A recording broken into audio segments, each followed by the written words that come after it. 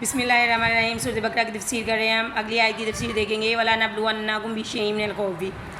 اس میں پہلے شہداء کا تذکرہ ہوا کہ وہ جو ہے شہادت حاصل کی جنہوں نے، اور ان کا مقام بتایا گیا۔ اب بتایا جا رہا ہے کہ وقتاً فوقتاً تم سب کا امتحان لیا جائے گا، تھوڑی تھوڑی مصیبت دے کر دیکھا جائے گا کہ کون جو ہے صبر والوں میں شامل ہوتا ہے۔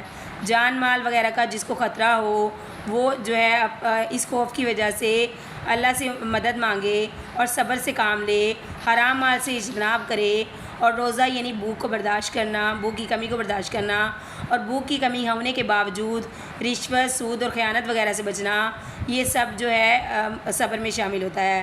اگر چوری ہو جائے یا آگ لگ جائے تو کوئی بھی موقع ہو، ان سب موقعوں پر جو ہے اللہ تعالیٰ کو یاد کرنا اور اس پر صبر، ان مصیبتوں پر صبر کرنے والے کو ہی ہدایت اور جو ہے وہ رحمت کا انعام ملے گا۔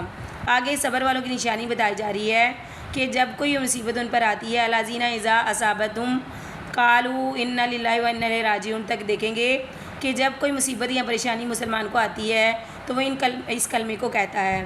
یہ اس کلمے میں جو ہے 3 باتیں بتائی جا رہی ہیں کہ تمام چیزیں اللہ کی ملکیت ہیں۔ انسان کو کوئی رنج اور تکلیف پہنچے اور کوئی جو ہے پریشانی آ جائے اور اس سے کوئی اس کی محبوب چیز چھین جائے تو وہ ذہن میں یہ خیال نکال دے کہ یہ چیز جو ہے ہمیشہ اس کے پاس رہنے والی تھی۔ یہ سب وہ سمجھے کہ اللہ کی ملکیت تھی، اللہ نے جس موقع پر چاہا اس سے لے لیا۔ دوسرے یہ کہ دنیا کی رنج و تکلیف کتنی ہی بڑی کیوں نہ ہو، وہ ایک نہ ایک دن جو ہے وہ ختم ہو جائے گی، کیونکہ دنیا فانی ہے اور عارضی ہے، اور جب دنیا ختم ہو جائے گی تو پھر تکلیف کیسے جو ہے وہ ہمیشہ کے لیے رہے گی۔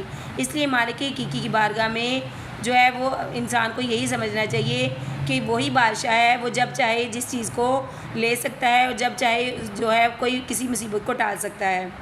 اس سے معلوم ہوا کہ مصیبتیں اور آزمائشیں یوں ہی بیکار نہیں، ان کا اجر و ثواب عالم آخرت میں ضرور ملے گا، کیونکہ کوئی بھی چیز یا مسلمان کو پریشانی یا مصیبت آتی ہے تو اس کے ایک تو گناہ جو ہے وہ کم ہوتے ہیں اور دوسرے جو ہے صبر کرنے پر اس کو انعام ملتا ہے۔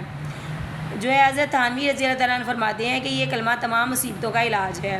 صبر کرنے والے دنیا میں اور اس حقیقت تک پہنچنے والے کی چیز اپنی ہی نہیں، حتیٰ کہ اپنی جان اور روح کا مالک بھی اس کو اللہ تعالیٰ کو ہی سمجھنا چاہیے۔